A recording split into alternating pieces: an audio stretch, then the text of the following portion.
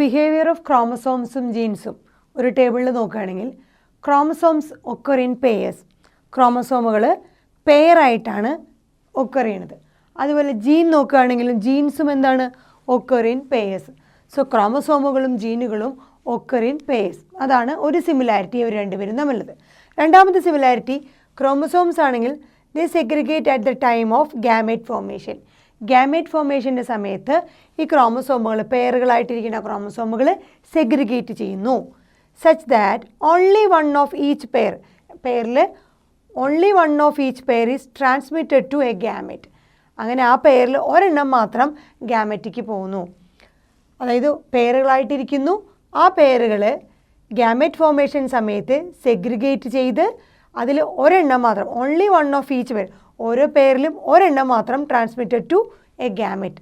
അത് തന്നെയാണ് നമ്മുടെ ജീൻസിലും. They segregate at gamete formation. Gamete ഫോർമേഷൻ്റെ സമയത്ത് ജീനുകൾ സെഗ്രിഗേറ്റ് ചെയ്യുന്നു.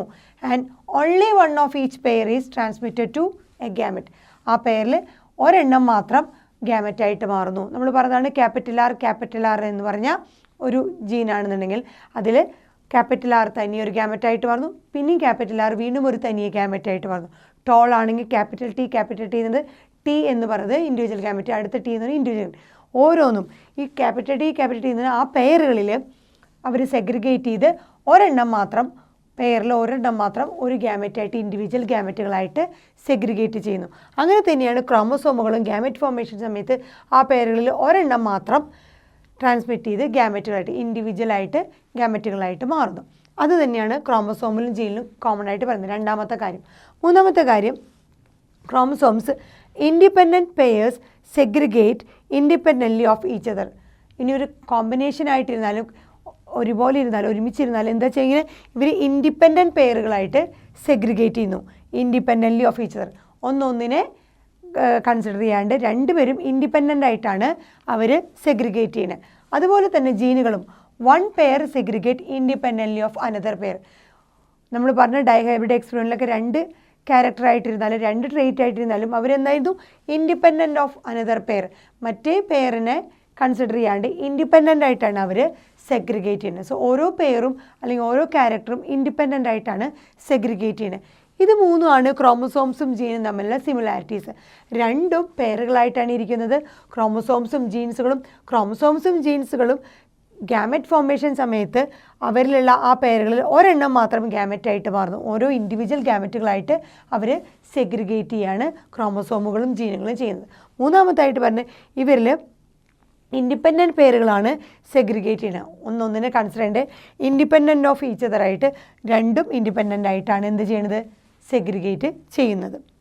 ഇൻഡിപെൻഡൻറ്റ് അസോർട്ട്മെൻറ്റ് എന്ന് പറയുന്നത്. അപ്പോൾ ഇവർ തമ്മിൽ ഈ ക്രോമസോംസും ജീൻസും തമ്മിൽ ഒരുപാട് സിമിലാരിറ്റീസ് ഈ മൈക്രോസ്കോപ്പിയുടെ അഡ്വാൻസ്മെൻറ്റോട് കൂടി കണ്ടുപിടിച്ചു. അപ്പോൾ അതിനുശേഷം 1902 നമ്മുടെ വാൾട്ടർ സട്ടൻ ആൻഡ് തിയോഡോർ ബൊവേരി ഈ രണ്ട് സയൻറ്റിസ്റ്റുകൾ 1902 ആയപ്പോൾ എന്ത് ചെയ്തു, അവർ ഇൻഡിപെൻഡൻ്റ് ആയിട്ട് ക്രോമസോം മൂവ്മെൻറ്റിനെ കുറിച്ച് സ്റ്റഡി ചെയ്തു.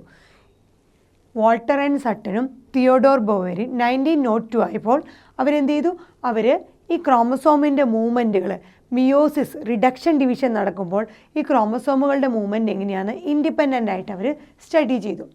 അങ്ങനെ അവർക്ക് behaviour of chromosomes were parallel to behaviour of genes എന്ന് ഐഡൻറ്റിഫൈ ചെയ്യാൻ പറ്റി.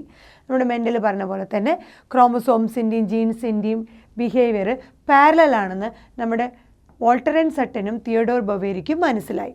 കാരണം അവർ ആ ക്രോമസോം മൂവ്മെൻറ്റ് മിയോസിസ് സമയത്ത് ഇൻഡിപെൻഡൻ്റ് ആയിട്ട് സ്റ്റഡി ചെയ്തു. അങ്ങനെ അവർക്ക് ക്രോമസോംസും അതുപോലെ ജീനിൻ്റെയും ബിഹേവിയർ പാരലലാണ്, അല്ലെങ്കിൽ അവർ തമ്മിൽ ഒരുപാട് സിമിലാരിറ്റീസ് ഉണ്ടെന്ന് മനസ്സിലായി. So they used chromosome movement to explain Mendel's law. So ഈ ക്രോമസോം മൂവ്മെൻറ്റ് അവരെന്തിനു വേണ്ടിയിട്ടാണ്, മെൻഡൽ പറഞ്ഞ ലോനെ എക്സ്പ്ലെയിൻ ചെയ്യാൻ വേണ്ടിയിട്ടാണ് ഈ ക്രോമസോം മൂവ്മെൻറ്റിനെ അവർ യൂസ് ചെയ്തത്. സോ ക്രോമസോം മൂവ്മെൻറ്റ് എങ്ങനെ നടക്കുന്നു എന്നവർ മനസ്സിലാക്കി. എങ്ങനെയാണ് മെൻഡലിൻ്റെ ലോ എക്സ്പ്ലെയിൻ ചെയ്യാൻ വേണ്ടിയിട്ടാണ് ക്രോമസോം മൂവ്മെൻറ്റിനെ കുറിച്ച് അവർ സ്റ്റഡി ചെയ്തു. അതുപോലെ തന്നെ അവർ studied behaviour of chromosomes during mitosis and meiosis.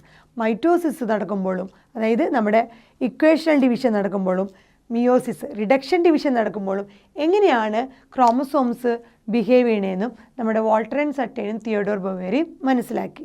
So പിന്നീട് അവർ കണ്ടുപിടിച്ചത് they observed chromosomes as well as genes occur in pairs.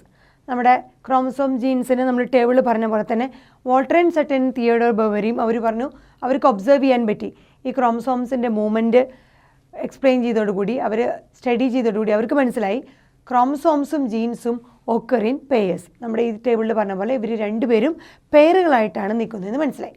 അതുപോലെ the 2 alleles of a gene pair located on homologous sites. ഈ പറഞ്ഞ ജീനിൻ്റെ 2 അലീലുകൾ, നമ്മൾ ടോൾ എന്ന് പറഞ്ഞതിന് ക്യാപിറ്റൽ ടി എന്ന് പറഞ്ഞല്ലോ, ആ 2 അലീലുകൾ, for example the 2 alleles of a gene pair located on, ഈ 2 അലീലുകളും located on homologous site. Homologous എന്നാൽ സിമിലർ ആയിട്ട്, homologous sites on homologous chromosome.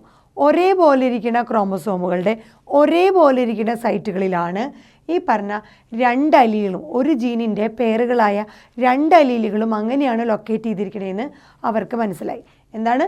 The 2 alleles of a gene pair, gene പെയറിലെ 2 അലീലുകളും located on homologous sites on homologous chromosome. Similar type of chromosome, അതാണ് homologous chromosome. ആ homologous ക്രോമസോമിൻ്റെ homologous ഒരേപോലെ ഇരിക്കുന്ന ക്രോമസോമിൻ്റെ ഒരേ തരത്തിലുള്ള പൊസിഷനിൽ ഹോമോലോഗസ് സൈറ്റുകളിലാണ് ഈ ജീനിൻ്റെ 2 അലീലുകളും ലൊക്കേറ്റ് ചെയ്തിരുന്നത്. സോ ഹോമോലോഗസ് ആയിട്ടുള്ള ഒരേപോലെയുള്ള സൈറ്റുകളിലാണ് ഒരേപോലെയുള്ള ക്രോമസോമുകളിൽ ഈ ജീനിൻ്റെ അലീലുകൾ ലൊക്കേറ്റ് ചെയ്തിരിക്കുന്നത് മനസ്സിലായി. So Walter and sudden independent ആയിട്ട് ക്രോമസോം മൂവ്മെൻറ്റിനെ കുറിച്ച് സ്റ്റഡി ചെയ്തു.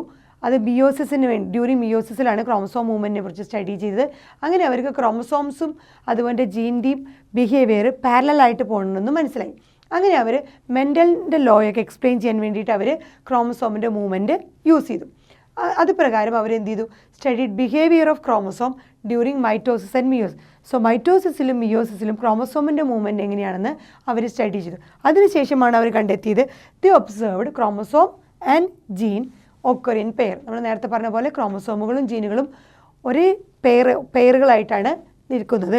അതുപോലെ ജീൻ പെയറിലെ 2 അലീലുകളും ഹോമോലോഗസ് ക്രോമസോമിൻ്റെ ഹോമോലോഗസ് സൈറ്റുകളിലാണ് നിൽക്കുന്നതെന്ന്, അല്ലെങ്കിൽ അതിൻ്റെ ലൊക്കേഷൻ അവിടെയാണെന്ന് അവർക്ക് മനസ്സിലായി.